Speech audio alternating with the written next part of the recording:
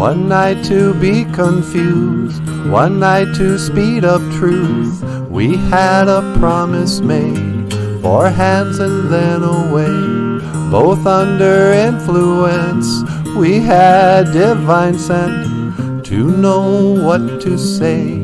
Mind is a razor blade.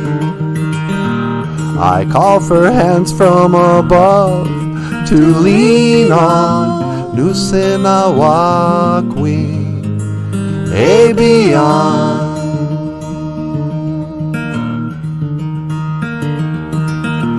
One night of magic rush, the start a simple touch. One night to push and scream, and then relief. 10 days of perfect tunes, the colors red and blue. We had a promise made, we were in love.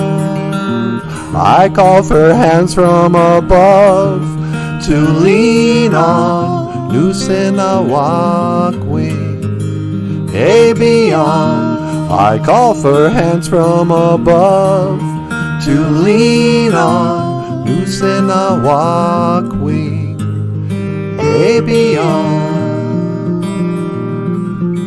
You knew the hand of the devil, and you kept us awake with wolves' teeth, sharing different heartbeats in one night.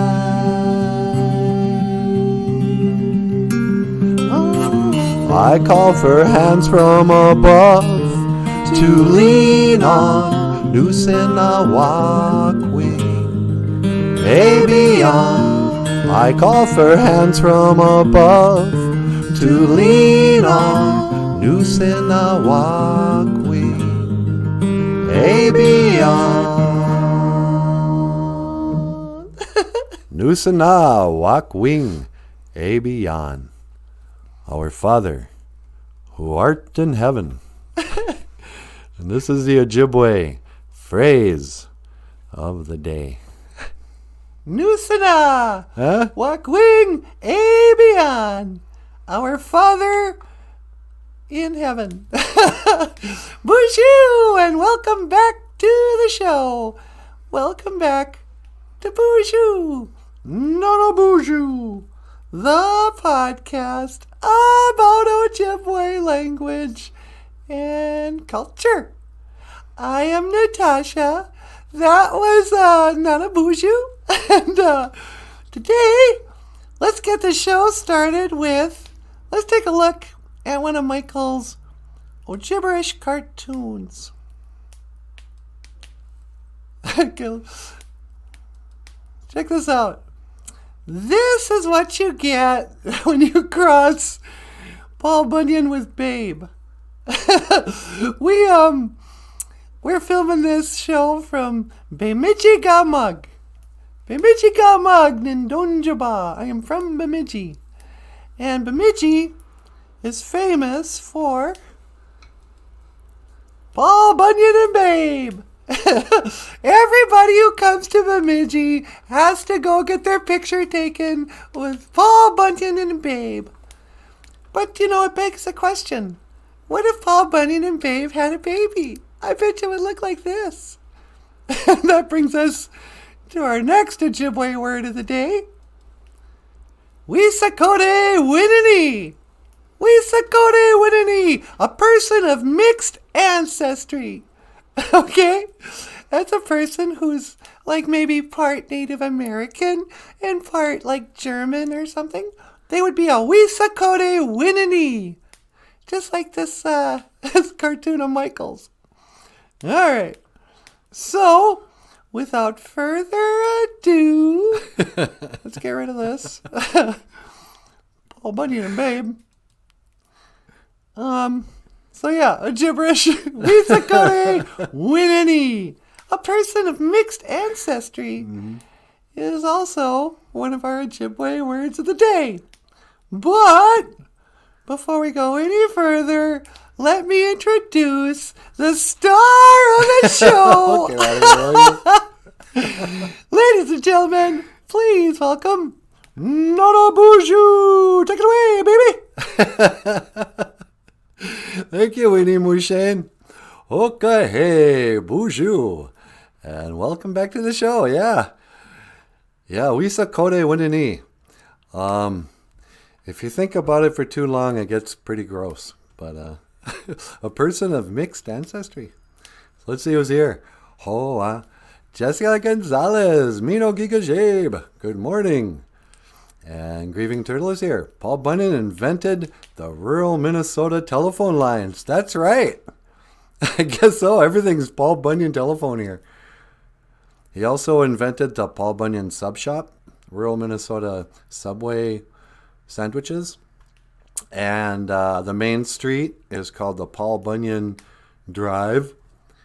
The mall is called the Paul Bunyan Mall. There's, what else we got here? Everything's Paul Bunyan. And the thing is, he's not really that big of a deal to us, you guys. You know, one time there was this TV show on HBO, I think, called Fargo. It was a TV series based on the movie Fargo. But this time, Fargo was based in Bemidji. And it's all about this guy. They got the guy who played on The Hobbit and the original Office in England to play a Minnesota guy. And he had to fake the accent and everything. And it was pretty good. I did like the show. But of course, every other scene was snowing and some shot of Paul Bunyan. And like, I watched the extras on the DVD. They were like, researching northern Minnesota to do this TV show. So they sent people from the big city up to Bemidji to look around and take notes. And one thing they came back to the producers of the show and they said, okay, this is what we learned about northern Minnesota. Number one, it's just little towns that are like islands between vast distances of just wilderness. So like in the winter, you leave a town and then you kind of drive in the dark for a couple hours until the next town. And it can be dangerous. Like, yep, that's kind of true. And he goes, also, the people in Minnesota are very religious. They don't like to use the Lord's name in vain. So they'll never say the Lord's name in vain. Instead, they just say, oh, geez. Oh, geez. So, like, even when the guy accidentally kills his wife with a hammer, he's like, oh, geez, what did I do? I killed my wife with a hammer. Oh, geez. I'm really in big trouble now. But it was just sort of funny to see, like, what Hollywood thinks of northern Minnesota. And let's see, Jim is here. Boozhoo, Jim. And Brandy Marie. Good morning, Brandy. Hey, sweetie, Brandy Marie is here. Boozhoo, Brandy. Natasha says hello. Why am I looking over here? You're back over here. Yeah, I'm over here. And let's see. Daniel Black, what's up, people? What's up?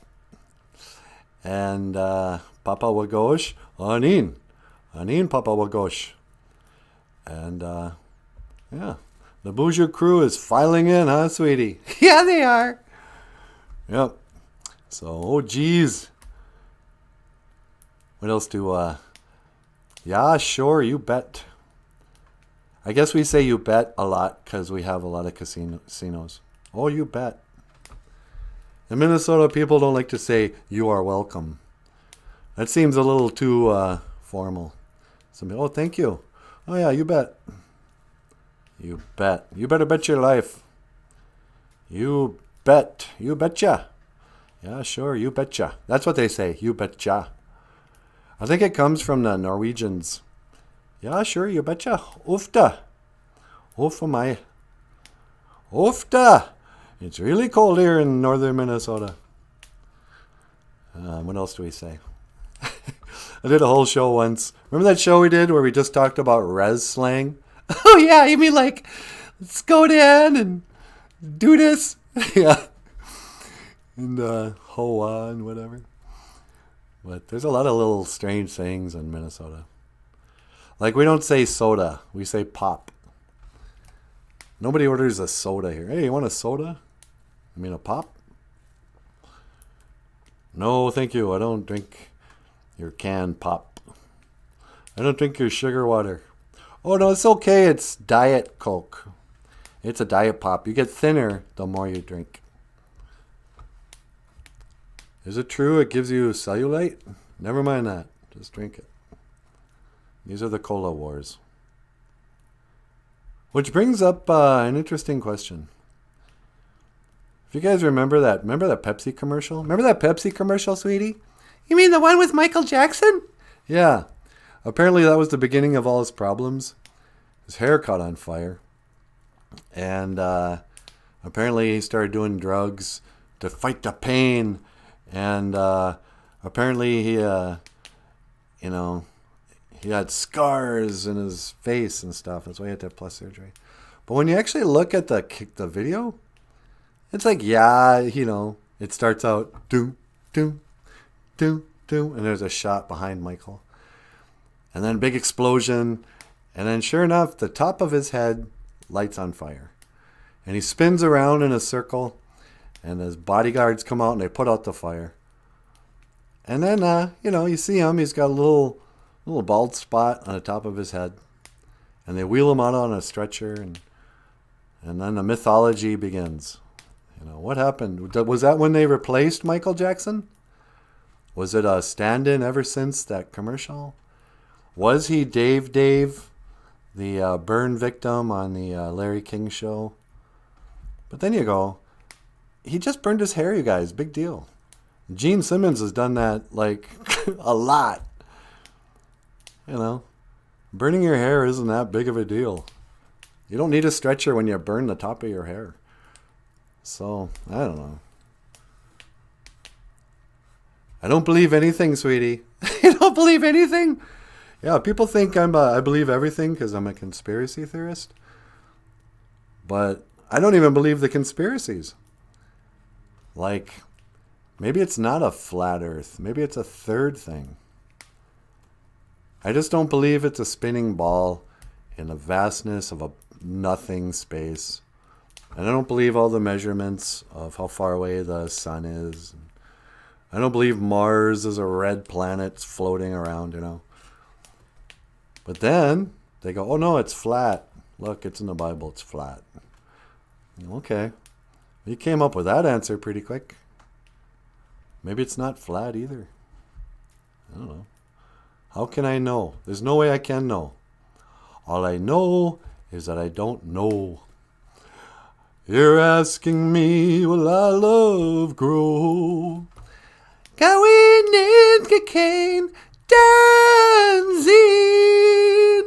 You stick around and it may show.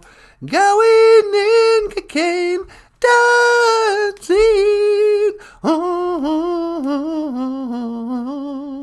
Oh, ladies and gentlemen, Natasha. So, yeah. There's just so many mysteries, secrets. We had Makwa on the show yesterday. Bear, Makwa. And they say a group of bears is a sleuth of bears. They're sleuthing. That's what I think being a conspiracy theorist is. You're just looking into the mystery. You want to figure out. You got a sleuth. There's a mystery. It has to be figured out. Because with every lie you detect, every piece of evidence where you go, hey man, somebody lied. It opens up a new door and you go, okay, why? Why would they lie? What are they covering up? Why didn't they just tell us? Yeah, Michael Jackson, he burned the top of his head. And so he became a drug addict. Now we got this look-alike. Because everybody go, well, I'm not going to buy the Lookalikes album. I want Michael's. But we'll never know now. You're asking me. I bet you people think we're going to call Michael Jackson or he's going to call in, but I have a feeling he's not going to. Do you? Yep. I just got that feeling. Not today. Today it's all about examining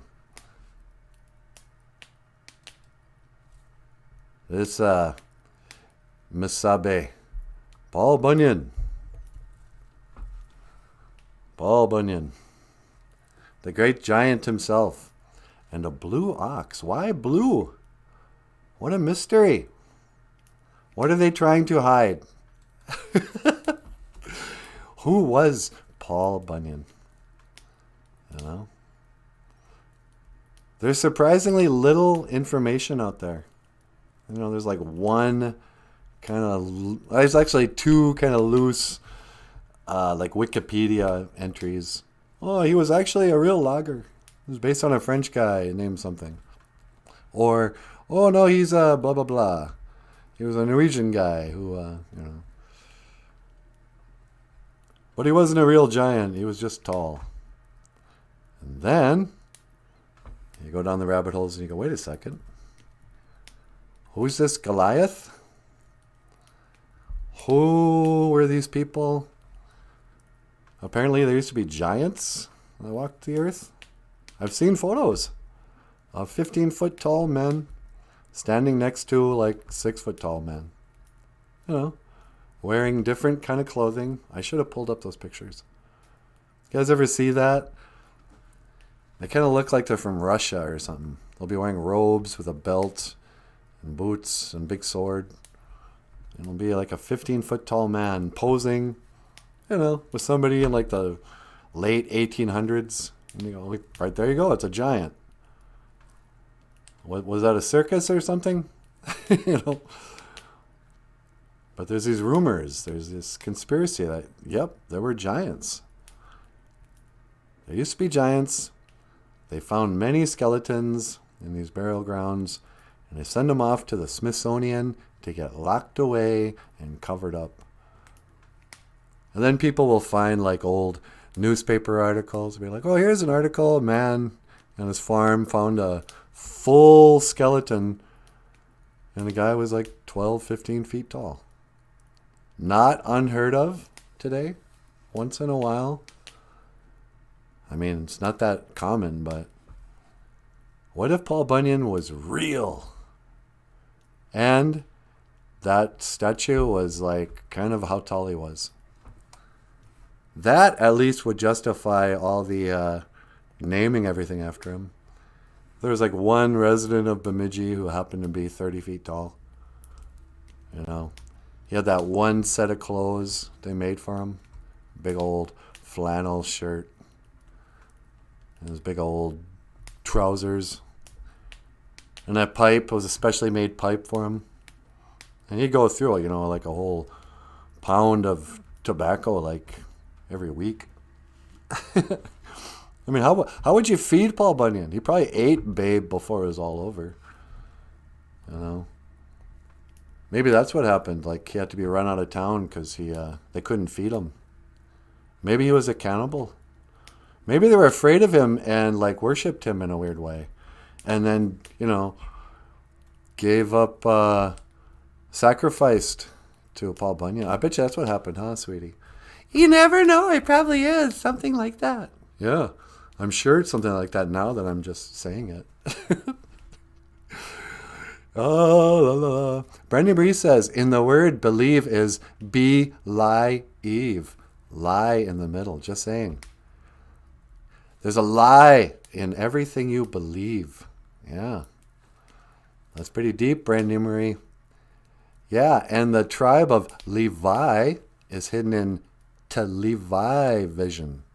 Oh no. Tell Levi. Tell a lie vision.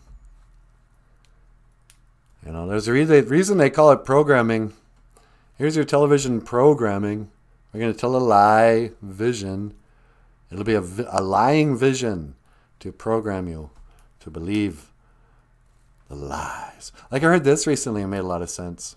Like when they were talking about the moon landing, and they go, oh, how come Russia doesn't just come out and tell that they don't believe it? You know? Russia tried to get to the moon, couldn't do it. Apparently quit. And they don't question the moon landing.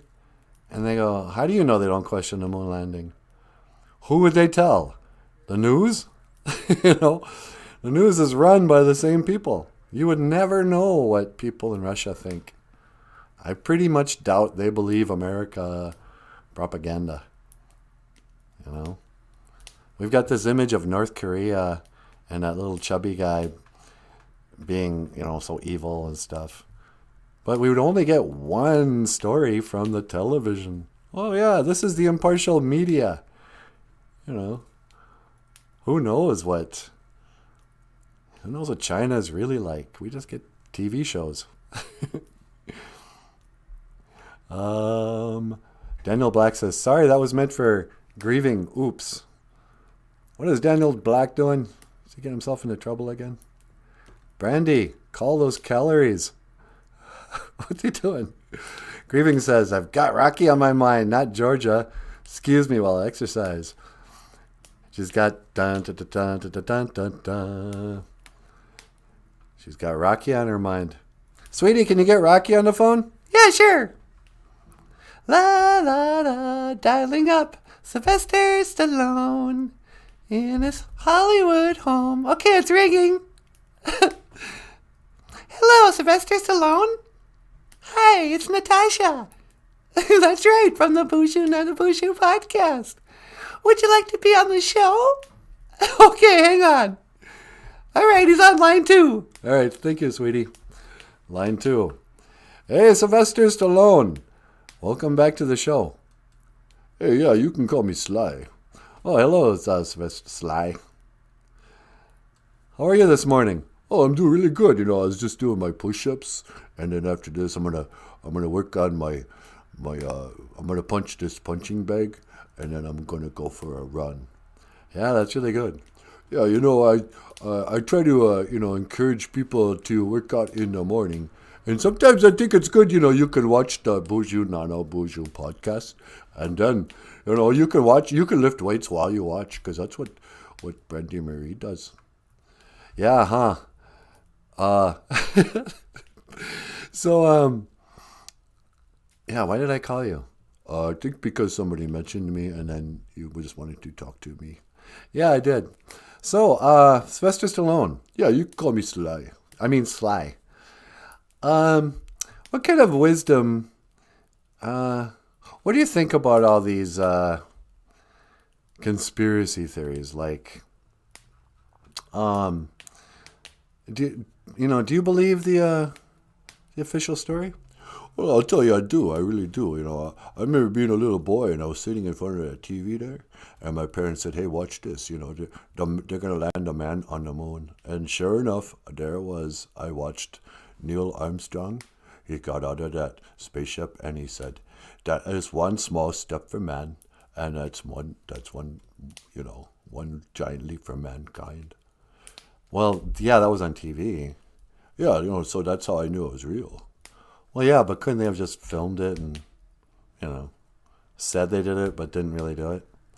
Well, yeah, but then, if that's not real, what else can't you believe?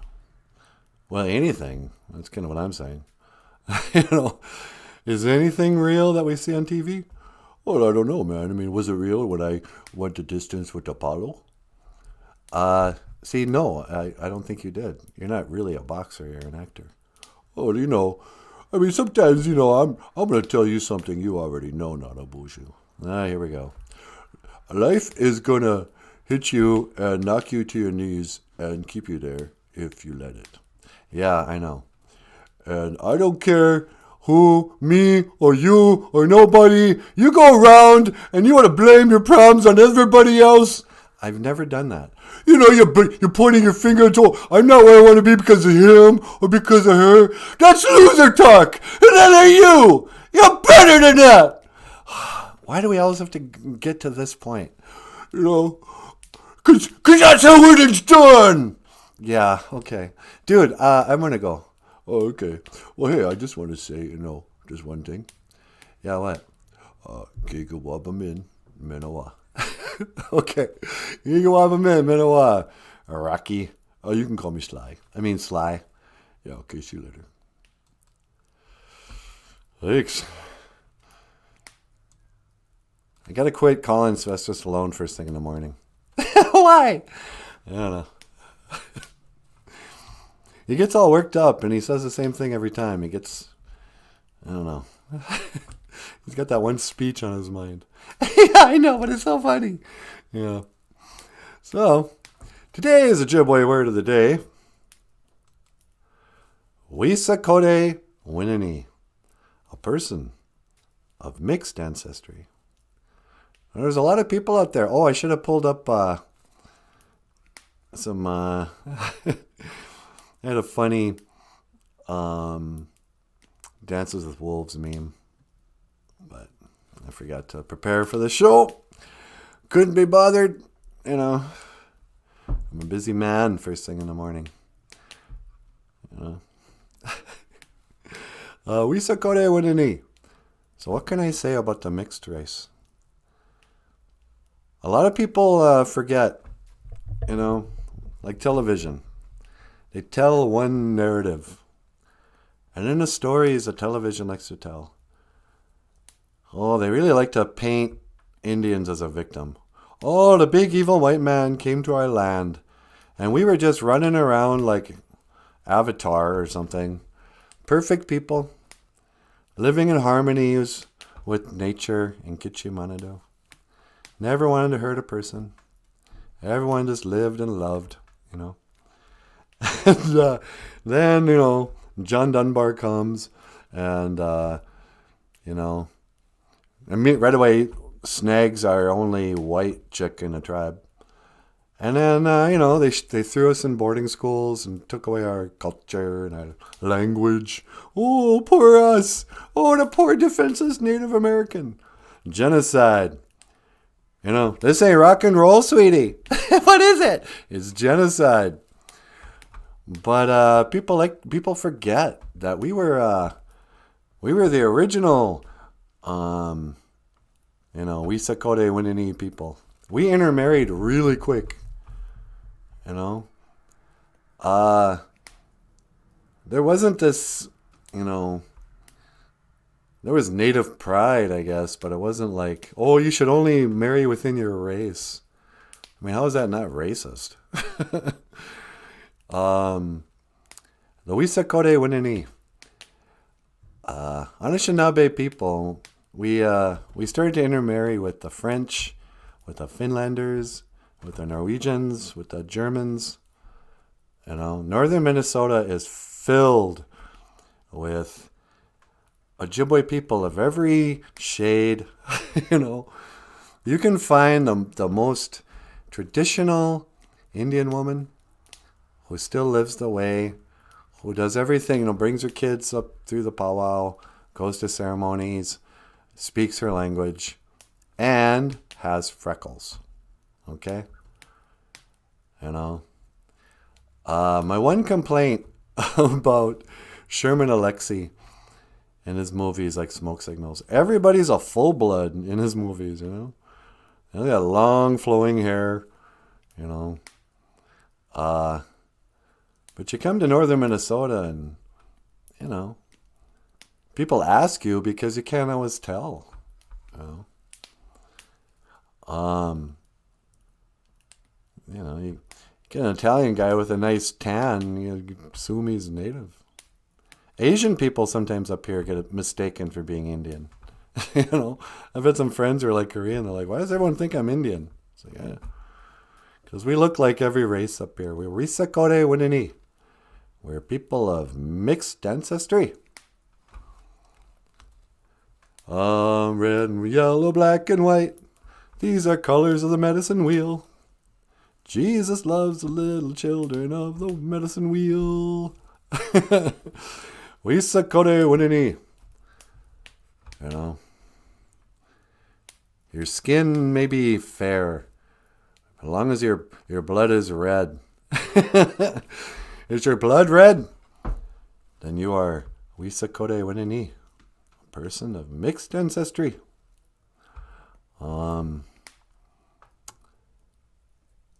let's see. And the trouble began. This is a thing.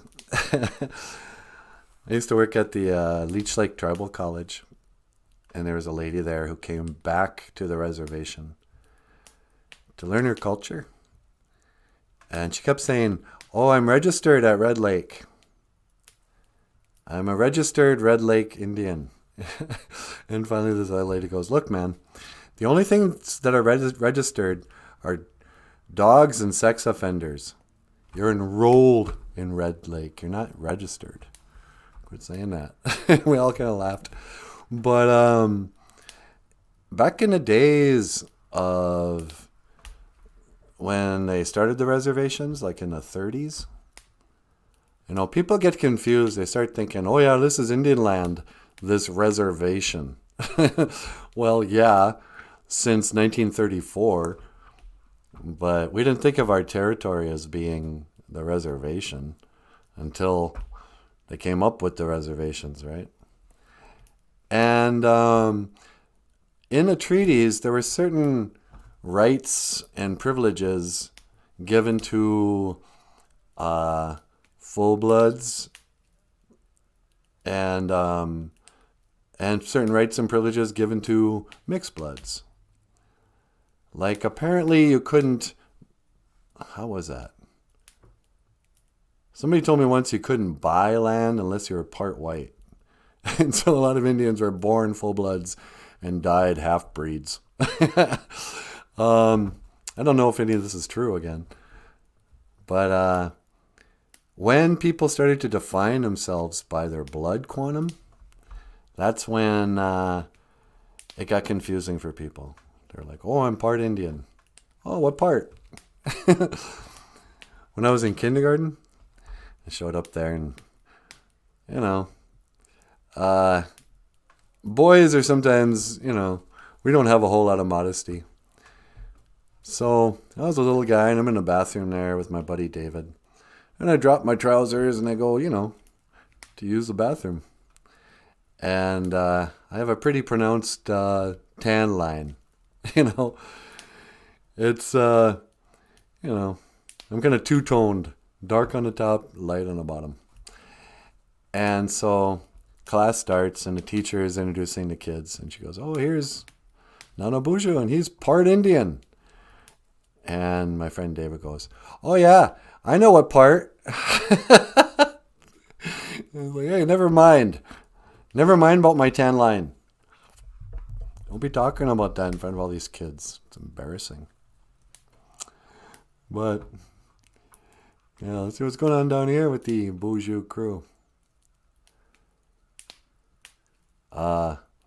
Grieving says, "I'm mixed. I'm part cousin, part aunt, part sister, part granddaughter, and part water." Yeah.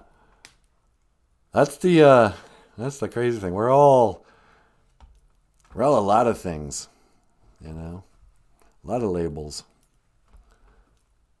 It's a crazy time too, because remember when liberals and the Democratic thing was supposed to be like, don't judge a person based on the color of their skin. Now it's, what color do you identify as? What line are you going to be in? What, you don't think black lives matter? It's like, I can't even define a black life anymore. What's a white life? Well, that just killed that joke. Oh, wait. Shuma Orzechowski. Boozhoo, as a cultural facilitator, I've been watching your channel for quite some time as an inspiration. Miigwech, and I continue to look forward to your teachings. Oh, miigwech, Shuma. That's very nice of you to say. I'm kind of all over the place reading these notes. Daniel, are you asking me where Missy is? I assume she's home, sitting behind a screen just like you and I. Oh, Missy? Yeah, I saw her. She was out at the bar late last night. She was, well, that's Missy's lifestyle, you guys. She doesn't want people to know this, but she's a raging alcoholic. She loves to drink and to drink and to drink. And then she loves to dance and to dance and to dance. So I'm guessing she's watching this show with a lampshade on her head so she can't even see it. Because that's who she is. Don't tell her I said this, you guys. I'm just kidding. Missy's my cousin. So I can tease her behind her back. Wisani is here. Mino Giga Jape. Good morning, Wisani. Wisani's here, sweetie. Boozhoo, Wisani. Daniel says, me and Missy should team up and paint the town red. You hear that, Missy? You and Daniel need to go out and paint the town red. I see a red door and I want to paint it Daniel black. So yeah. Anyway, we got another word of the day actually. This one's kind of here, hold on a sec.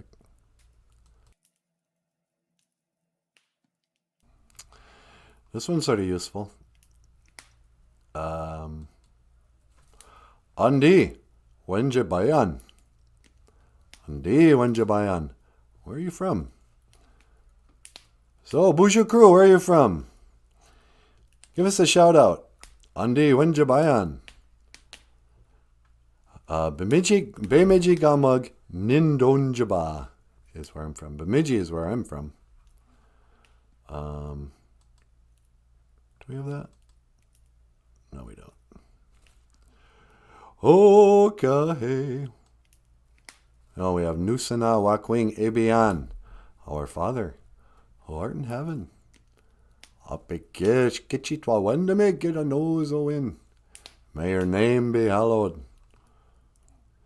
I lived alone on the way Jibayan. So some people ask me, what's up with the double vowels? I never know how to do that. You got two A's and then one A. How in the world do you pronounce that word? Two A's. What is that? A-A-D? A-A-Dian? A-A-Dian? I can't tell.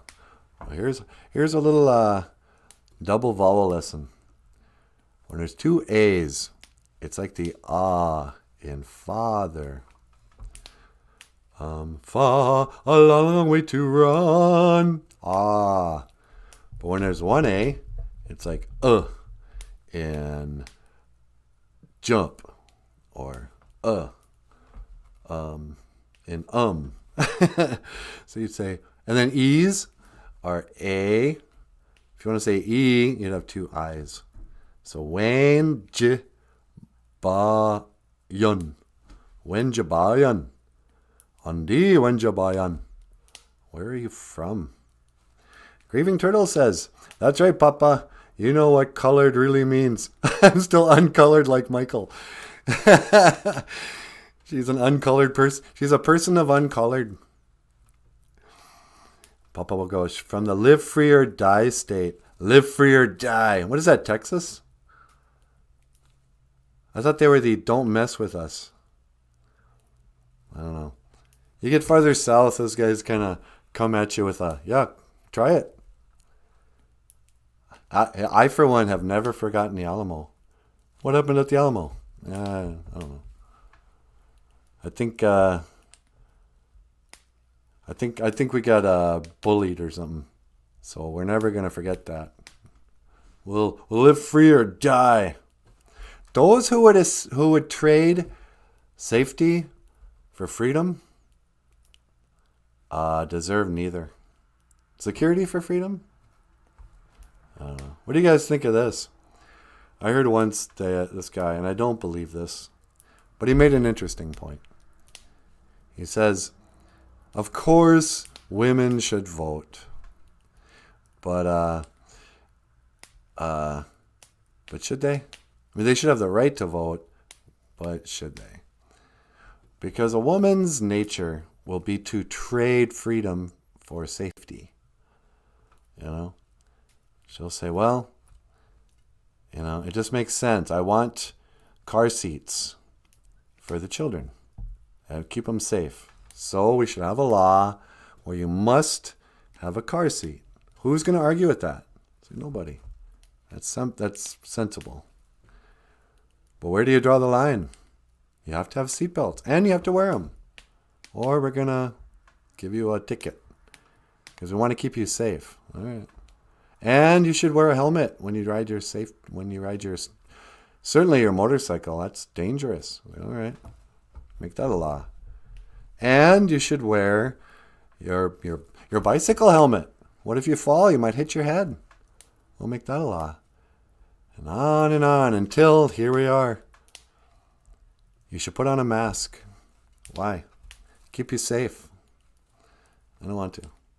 Well, it'll keep everybody safer, so you should just do it. But, I don't know. Free country. Don't have to be safe. I can be reckless if I want. You know, my body, my choice. Here, put this vaccine in you. Keep you safe. I don't want to. We'll just do it. I have the freedom to not put in this whatever concoction from whoever to address whatever. Nobody can give me a straight answer. No. You must be safe. So because like they have that mother's nature, women are more likely to vote for stuff that will make us less free. They'll be like, no, turn in your guns. You know, it's for your own good. Because that's what moms do. You know? I mean, everybody loves their mom. Of course you do. You know, mothers are sacred. You know? We call the earth itself Mother Earth. You know? I'm not saying moms aren't important. They're really important. None of us would be here if not for the mom. But what's happened is that we're afraid to say anything negative about our moms. Because like, oh yeah, ungrateful little creep. Did you know I was in labor for 48 hours? Yeah. Almost died. You know. The doctor at one point just pulled out a revolver and had it against my temple. Said, do you want me to put you out of your misery, ma'am? I know you're in labor. I might have to just put you down. And I almost did. So, yeah, okay, what do you have to say to your mother? But the problems with moms is that moms can only raise girls. They don't know how to raise a boy. When moms, I read this book once, they said, moms will always say, oh, this is my son, the lawyer. This is my son, the teacher. They want the son to have like a sensible, safe job. No mom wants their son to be a rock star. No mom wants their son to be, homeless. Oh, he's a poet. He's just roaming the countryside. He's on a spiritual vision quest. So he's been eating out of dumpsters. Moms don't go for that. But a dad might tell you, yeah, you know what? Maybe you shouldn't go to college right away. Why don't you backpack? Why don't you backpack through Europe? Bring a gun. Your dad's going to have different kind of advice. And the problem with so many of us is that we're just raised by our moms. Mom couldn't keep dad around for whatever reason.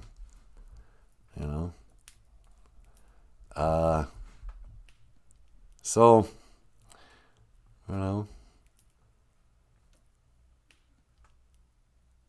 what's up with moms? Mama, ooh, didn't mean to make you cry. If I'm not back again this time tomorrow, carry on, carry on. Well, did you wear your seatbelt? Wear your seatbelt. You'll be back tomorrow, my boy. No, Mom. I gotta be reckless. I gotta be free. It may not be safe.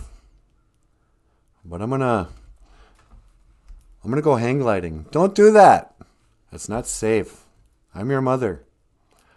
You must stay safe at all cost. Why? Because then you'll never die.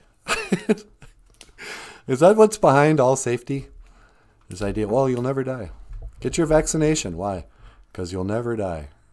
Oh, okay. You cured death, did you? That's a good one. Oh, put on your seatbelt. Because if you're in a crash, you might just become paralyzed and not die. And all your money won't another. Jessica says, the big difference between a vaccine and all those other precautions is that it goes inside your body and can potentially have a long-lasting negative effect. And also the vaccine manufacturers have no liability. Yeah, they made sure that, well, just in case we accidentally kill people, make sure you put in a clause where you can't sue us under any circumstance. That's comforting. You know, what if Diet Coke suddenly said, oh, and by the way, not that it's going to happen, but just in case we poison you, you can't sue us. Just saying. Would you still drink the Coke? Daniel Black, Tanto Kishna. Grieving says, then the children of divorced moms often take their anger out on mom because dad departed undearly, and the result is they don't really love their mom. Yeah, it does screw up the kids. You know, either not having dad around screws them up. They can grow up with resentment, feeling abandoned by dad, or just no male masculine energy. You know, like hunting. In the same book, he was like, little boy comes in having shot and killed a squirrel. And he brings it in, and his mom and his aunties are horrified. They're like, what did you do to this poor defenseless animal? Don't do this. Can't you see what you did? And Grandpa will come out and he goes, hey, don't you shame that boy. Come on, let's get a bigger gun. We're going to kill something even meatier. Because he needs a man around sometimes. But then, you know, mom and dad get a divorce. And there's no one there to make him feel proud of killing. And then he also grows up resenting mom. It's like, hey, thanks a lot. I could have used someone to teach me how to use this gun. You know, I felt like an idiot when my tire went flat. Didn't know how to change it, Mom. Thanks again for breaking up with Dad. Grow up kind of resenting Mom. Or, what I see a lot too, Mom will badmouth Dad so badly. You know, or do it publicly. You know, you see it on Facebook all the time about what a deadbeat their dad is, you know, how he cheated on them, you know, and just airing their dirty laundry. And you go, you know, your kids can read this. Do you want to, you know, do you care that your child knows these details of their dad? I mean, is that going to be helpful or hurtful? Papa Wagosh, how do we forgive our fathers? Maybe in a dream? Do we forgive our fathers for leaving us too often when we were little? Yeah, that's a great poem. That's a final poem in Smoke Signals. Papa Wagosh was quoting there. For being there, or for leaving us, for speaking too loudly, or not at all, for shouting through doors. Yeah, forgiving your fathers, that's a big one. You know, it's a tricky one too. You know, there's a lot of people in the modern woke culture who want to cancel Father's Day. They're like, oh yeah, we don't need men. 2 women can raise a child just as good as a man and a woman. You know, that's fine. There's nothing wrong. All the man needs to do is write a check. And your kid can grow up perfectly healthy with no dad. And then, you know, statistically, like all the people in jail and all the heroin addicts have one thing in common. No dad. You know. It doesn't mean you have to become a dad or you have to become a drug addict if you don't have a dad. But if you're a drug addict, there's a good chance you didn't have a strong male who was going to smack you around if he caught you, you know, smoking cigarettes, much less shooting up, you know. But yeah, but then that's the That's the test a lot of us have as an adulthood, is forgiving our parents. You grow up, and there's that period when you're like 18 when you realize, wait a second, my parents are just people. Now that I'm grown up and I realize, oh, being an adult is just like being a kid, only you're older. Nobody's in charge. You grow up and you realize nobody's in charge. I don't know. I guess, my parents were in charge, and then they had a boss or something. Maybe he was above them. And then the politicians and the police were above the bosses. And then the president was the boss of everybody. And then you go, wait, no. Your dad's supposed to be the prison warden. He's a good dad. Is just a person who shows you where the boundaries are and keeps you locked up for your own good. I see a lot of single dads trying to play catch up. They're so filled with guilt and they don't have a regular daily relationship with their kids. So they just let them get away with murder. But I see even more single moms being best friends with their kids. Oh, this is my kid. He's my best friend. Or they'll say weird stuff that my parents' generation would never say. Like, my son is my hero. What? Yeah. Oh, I admire. My son is my hero. Your son cannot be your hero. Your son is your offspring. You can't look up to your child. You can be proud of him. You can admire his character. Hopefully you can take some credit. But then there's this weird thing, Nusana, our Father, Wakwing Ebian, our Father in heaven. So we also have this image of God, of Gitchimanadu being a father. He's our Father. Sometimes you want to feel comforted. Oh, my Father. My Father in heaven. The real Father. And this is something I don't understand about Catholics. Why do they call everybody Father? Number one, even when I was a kid, I was like, well, he's not my dad. I don't think. Mom, is the priest, is there something you need to tell me about you and a priest? But it's like, no. He call him a father. He's, the Holy Father. It's like, okay, I'm assuming a lot. Number one, that he's holy. I don't even know what that means. What, without sin? Okay.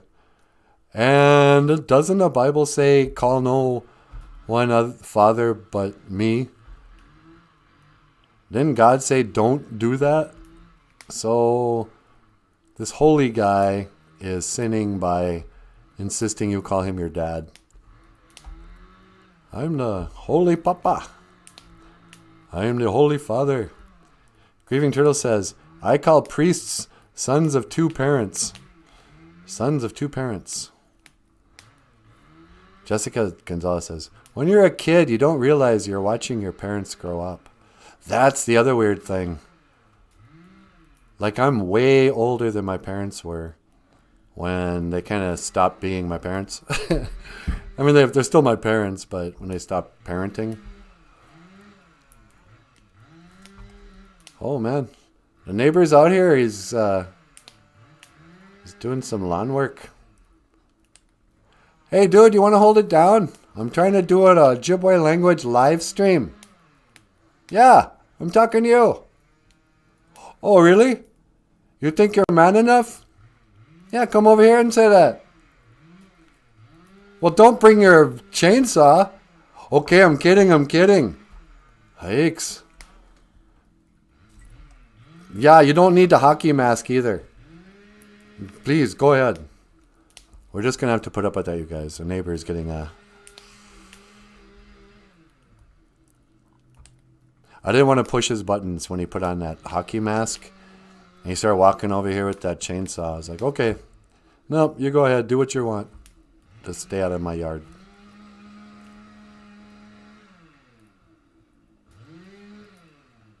Yeah, if you just keep going, then be done with it.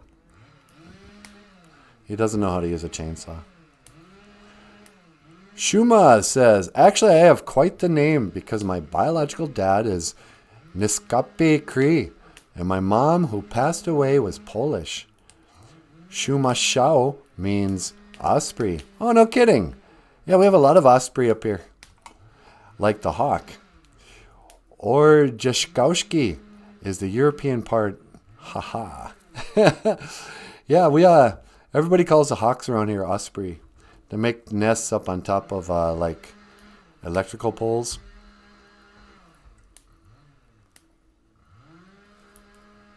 That guy's really starting to annoy me. What do you think, sweetie? About what? Should I keep going? Yeah, they probably can hardly hear that. All right. This is part of the reason why I wanted to do the show at 6. It's not so loud. Now we always hear traffic or sirens, chainsaw guy next door. I don't know. Grieving Turtle, Zek means pure in Hebrew. Or Zekowski. He's a pure blood. He's a pure Wisakode Winini. He's a pure person of mixed ancestry.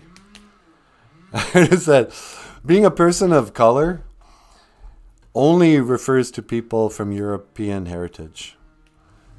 Because a black person's black when it's cold, when it's hot, when he's embarrassed, when he's sick, whatever. White person turns green when they're sick, pink when they're cold, blue when they're cold, red when they're hot, pink when they're embarrassed, green when they're sick, yellow when they get, don't have enough vitamin C. You get kind of tan in the summer, peach in the winter. It's like, what do you mean, person of color? You're not a person of color. That dude from Sweden, he's a person of color. I don't know. Oh, Gichida. Do I see an echo in Orzechowski? Orzechowski. School run, laters. Hey, Daniel Black, you have a good day. Take your kid to school, why don't you? Oh, God. Hey, sweetie. Yeah? You got a phone call. Oh, I do? Yeah. Okay. Caller, welcome to the Boozhoo Nanaboozhoo podcast. You're on the air. Hello, Nanaboozhoo. Oh, for crying out loud. Is this Hitler? Yes, it is Hitler. And I want to call in because I have some things to say. Yeah, I'm sure you do. Let me move over a little bit. Yeah, what can I do for you, Adolf?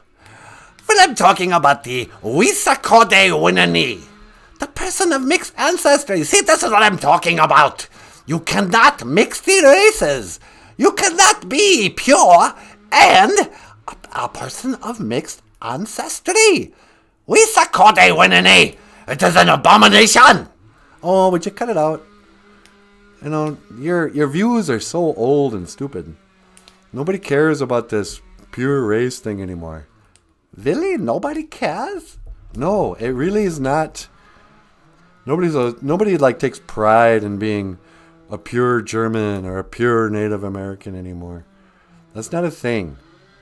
You got to be kidding me. I worked so hard.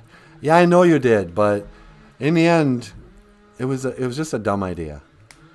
Oh, I cannot believe it. All I wanted was racial purity. I wanted Germans to have babies with Germans and just keep it at that. They did not need to marry outside their race. Yeah, well, they did, though. A lot of Germans came over to Minnesota. There's a whole community down in kind of southeastern Minnesota of nothing but Germans.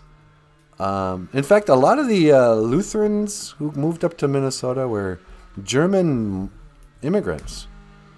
There's a lot of Germans who fought on the American side against the Nazis. Did you know that? Oh, yes, I know. I was so disappointed in them. I was like, come on, you guys, you're German. Why don't you come to our side? But they were like, no, we are American now. We don't care about your racial purity. We will have a whole bunch of mixed race ancestors. That's what they said. I don't know if they really said that, but that's what happened. So, yeah, sorry about that. You did a lot of work for, really in the end, not much of anything. Yes, well, maybe next time. What? No, I kid. Okay, Nanaboozhoo. I want to go, but before I leave, Yeah? I just want to say, Gigawabamin! Minawa! Gigawabamin! Minawa! Yeah, Gigawabamin, Minowa. Adolf? Okay. I don't know. Adolf sound kind of Asian to you once in a while? A little bit. Yeah. So, I mean, I guess that's my final thesis of all this racial purity. You know, it's just a dumb idea. And good luck. You know. Love sees no color. You're going to fall in love with somebody from a different race. You know. I know a lot of you have that one crabby auntie who's like, hey, don't go with her. She's not an Indian. You should stick with the, native woman's going to know how to, whatever. And it's like, well, sometimes the heart wants, to quote Woody Allen, the heart wants what the heart wants. And a lot of us come from a long line of Anishinaabe men and women who decided to date outside of their race. Apparently, they had to pass a law in the 60s or 70s. This is where, history gets all grabbled. It wasn't even legal to marry. How did that work? Did they pass a law to make it legal to marry outside of your race in the 60s? Was it illegal before that? But Indian people never paid attention to that. One of the many laws we weren't aware of, or just had no regard for, kind of like netting, was intermarriage. Everybody wants to give Pocahontas a hard time. Oh yeah, no, she was the original trafficked woman. It's like, I don't know, you guys. I'm not so convinced. That John Smith or whoever she married. I mean, talk about being an alpha male. But if not her, there are countless other Anishinaabe who could not resist the allure of the French voyageur. I mean, just think about it. If you were a little Indian girl living out in the deep woods, and pretty soon some French fur trader guy shows up in his canoe. He's got a rifle and, all this cool stuff. And he's French, you guys. The French. You think they don't know how to talk to women? I don't know. I just think we could. Here's my last word on the race relations, sweetie. Okay. Love conquers all. And I think we should celebrate and pay attention to actually the ways that the Anishinaabe and the Paul Bunyan people came together. It wasn't all just warring. Quit thinking of yourself as a victim of white colonization. All right? Even old Shena Wishkong, Chief Bemidji, they called him. he was the first customer of the first lumber mill in Bemidji. He wanted to put a wood floor in his wigwam. He was going to colonize that floor. He was going to, culturally appropriate the wooden floor from the white man. So I say, let's appropriate away. This Halloween, I'm going as a French fur trader or something. All right, you guys. Well, I just want to say, miigwech ganawabieg. Thank you for watching. Boozhoo Nanaboozhoo, the podcast about Ojibwe language and cultural ramblings and musings and phone calls and the lovely and talented Natasha Boozhoo. And my name is Nanaboozhoo, and I will see you again. Gigawaba min. Minowa. Hoa. Oka, hey, we're gonna end the live stream this way. On my way to where the air is